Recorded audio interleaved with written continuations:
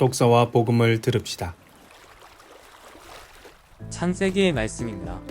사람이 나무 열매를 먹은 뒤 주 하느님께서 그를 부르시며 너 어디 있느냐?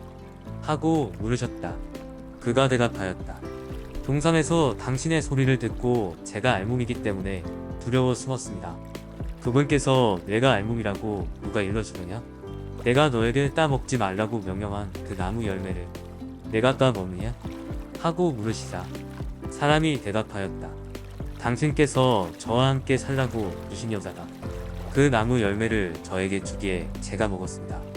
주 하느님께서 여자에게 너는 어찌하여 이런 일을 저질렀느냐? 하고 물으시자 여자가 대답하였다. 뱀이 저를 깨워서 제가 따먹었습니다. 주 하느님께서 뱀에게 말씀하셨다. 내가 이런 일을 저질렀으니 너는 모든 집짐승과 들짐승 가운데에서 저주를 받아 내가 사는 동안 즐겁대로 기어다니며 먼지를 먹으리라. 나는 너와 그 여자 사이 내 후손과 그 여자의 후손 사이에 적개심을 일으키리니 여자의 후손은 너희 머리에 상처를 입히고 너는 그의 발꿈치에 상처를 입히리라. 주님의 말씀입니다. 사도 바울의 코린토이서 말씀입니다. 형제 여러분, 나는 믿었다. 그러므로 말하였다. 고 성경에 기록되어 있습니다. 이와 똑같은 믿음의 영을 우리도 지니고 있습니다. 우리는 믿습니다. 그러므로 말합니다. 주 예수님을 일으키신 분께서 우리도 예수님과 함께 일으키셔 여러분과 더불어 당신 앞에 세워주시리라는 것을 알고 있기 때문입니다. 이 모든 것은 다 여러분을 위한 것입니다. 그리하여 은총이 점점 더 많은 사람에게 퍼져나가 하느님의 영광을 위하여 감사하는 마음이 넘치게 하려는 것입니다. 그러므로 우리는 낙심하지 않습니다. 우리의 외적 인간은 쇠퇴해 가더라도 우리의 내적 인간은 나날이 새로워집니다. 우리가 지금 겪는 일시적이고 가벼운 한난이 그지없이 크고 영원한 영광을 우리에게 마련해 줍니다. 보이는 것이 아니라 보이지 않는 것을 우리가 바라보기 때문입니다. 보이는 것은 잠시뿐이지만 보이지 않는 것은 영원합니다. 우리의 이 세상 천막집이 허물어지면 하느님께서 마련하신 건물 곧 사람 손으로 짓지 않은 영원한 집을 하늘에서 얻는다는 사실을 우리는 압니다. 주님의 말씀입니다. 마르코가 전한 거룩한 복음입니다. 그때 예수님께서 제자들과 함께 집으로 가셨다. 그러자 군중이 다시 모여들어 예수님의 일행은 음식을 들 수조차 없었다. 그런데 예수님의 친척들이 소문을 듣고 그분을 붙잡으러 나왔다. 그들은 예수님께서 미쳤다고 생각하였던 것이다.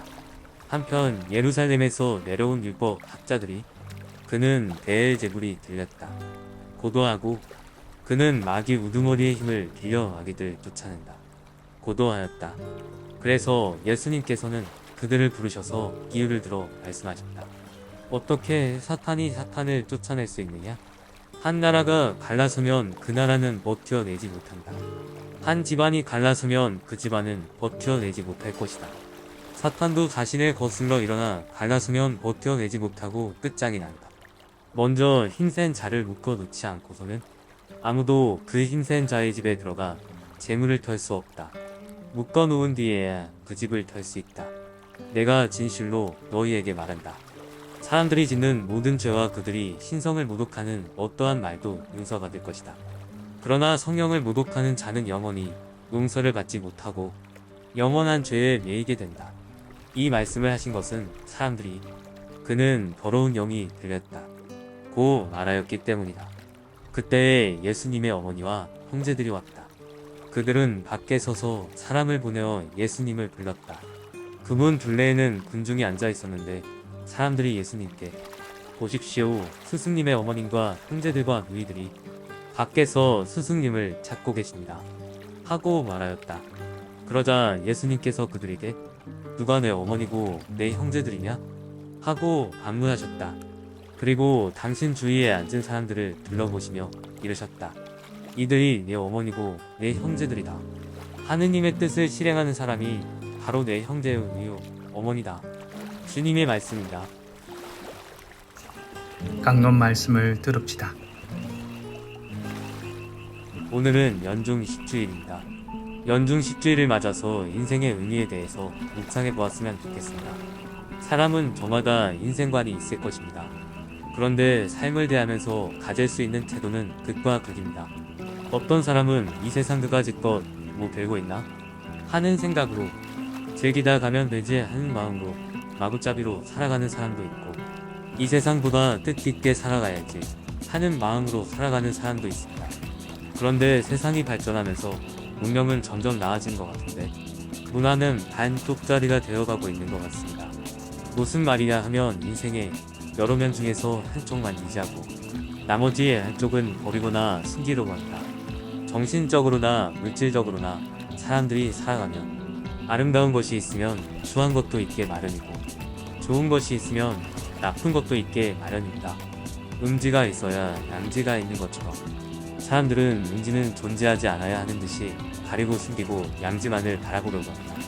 지금 거리에 예쁜 꽃이 있지만 얼마 되지 않아서 이 예쁜 꽃들은 초한 쓰레기가 됩니다. 세상에 잘생기고 예쁜 사람들이 많지만 그들도 화장실에 갑니다. 아무리 건강하고 튼튼한 사람들이라도 언젠가 차가운 흙으로 돌아가게 마련입니다. 지금 세상은 사람들을 쓰레기와 우물과 죽음으로부터 격리하고 있습니다. 우리에게 그런 것이 마치 없는 것처럼 말입니다. 우리 자신의 명과 암을 돌아보듯 주님의 말씀을 돌아보며 묵상합시다. 독서와 복음 그리고 강론을 들어주셔서 감사합니다.